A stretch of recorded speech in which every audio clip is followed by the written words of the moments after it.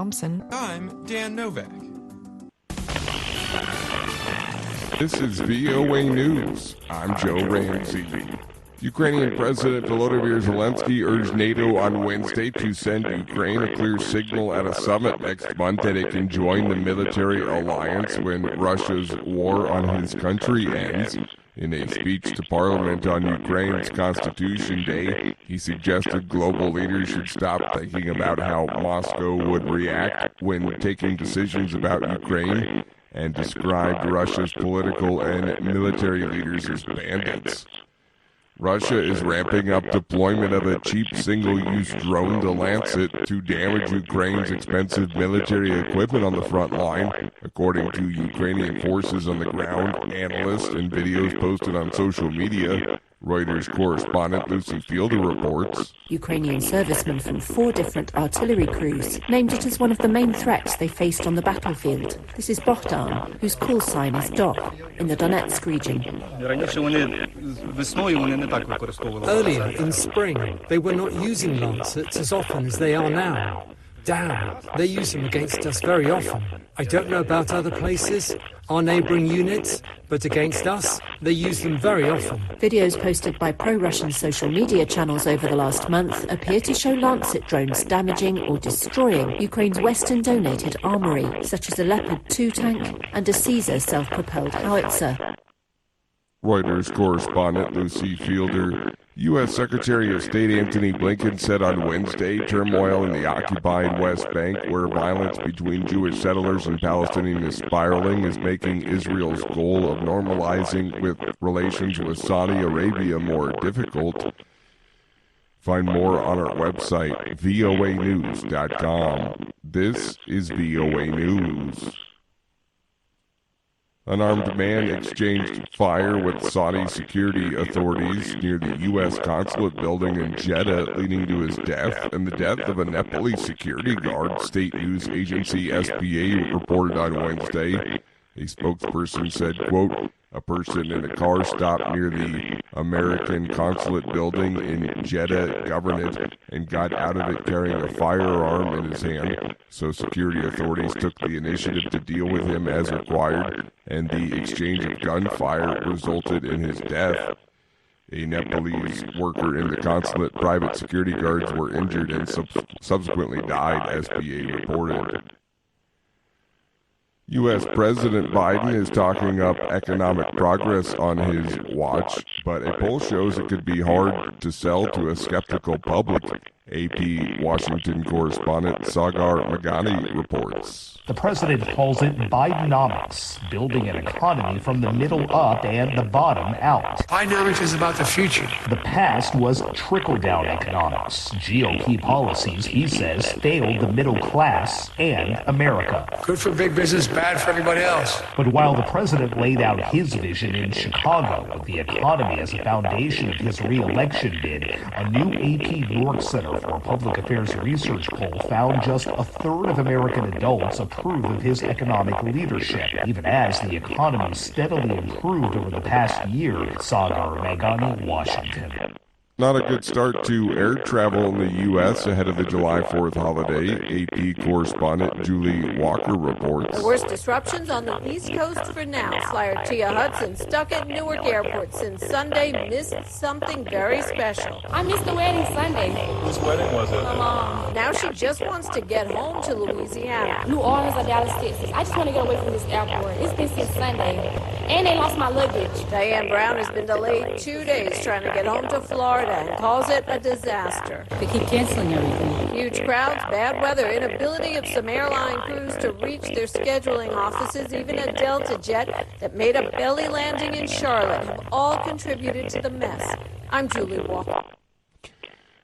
Prince Harry's lawsuit against Mirror Group newspapers is quote-unquote entirely speculative, the British publisher's lawyers told London's High Court on Wednesday as the trial of the royals' phone hacking lawsuit nears its end. The Prince and around 100 others are suing MGN, the publisher of the Daily Mirror, Sunday Mirror, and Sunday People, over allegations of phone hacking and unlawful information gathering between 1991 and 2011. I'm Joe Ramsey.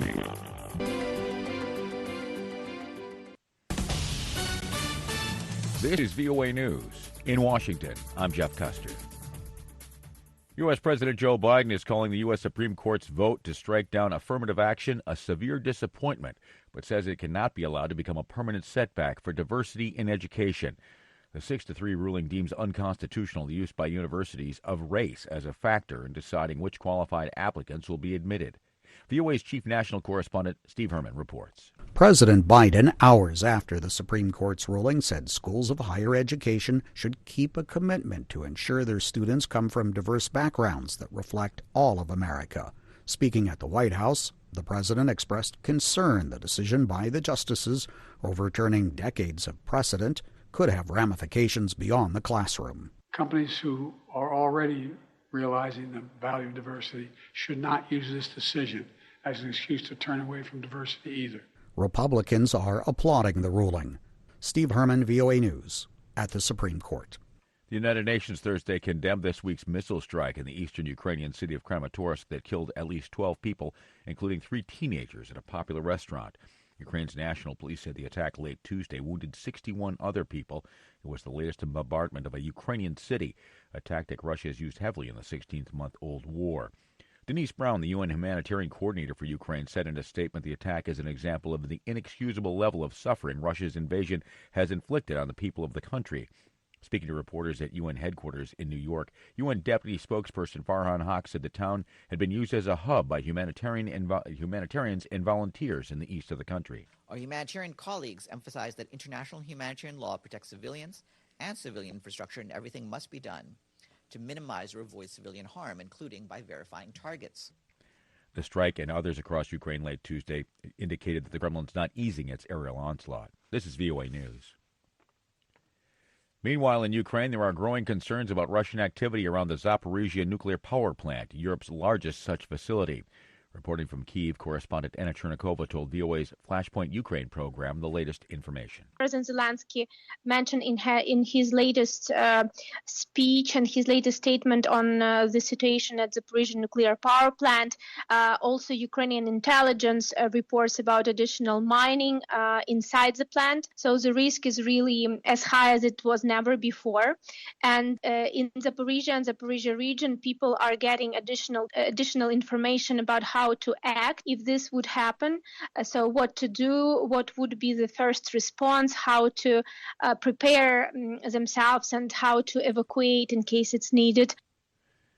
That's correspondent Anna Chernikova reporting from Kyiv. A British court has ruled a government plan to send asylum seekers to Rwanda in an attempt to deter migrants from making risky journeys across the English Channel has been ruled unlawful. More from VOA's Tommy McNeil. Court of Appeals judges said Rwanda could not be considered a safe third country where migrants could be sent. The government is likely to challenge the ruling at the UK Supreme Court. The Conservative government of Prime Minister Rishi Sunak has pledged to stop the boats, the overcrowded dinghies, and other small craft that make the journey from northern France, carrying migrants who hope to live in the UK. More than 45,000 people arrived in Britain across the Channel in 2022. Several died in the attempt. Tommy McNeil, VOA News, Washington. The outlook for the U.S. economic growth from last quarter has been revised sharply upward. Associated Press correspondent Mike Hempen explains. The Commerce Department says the U.S. economy grew at a 2% annual rate from January through March. The previous estimate for first quarter growth was 1.3%.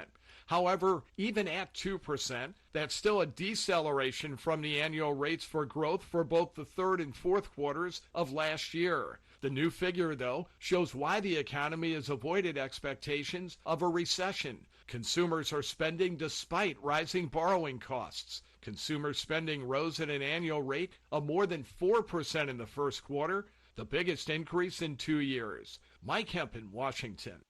A smoky haze from ongoing Canadian wildfires blanketed the U.S. capital, Washington, D.C.'s iconic monuments Thursday for the second time this month.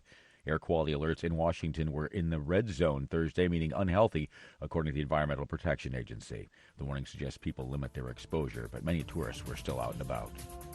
In Washington, I'm Jeff Custer. This is VOA News.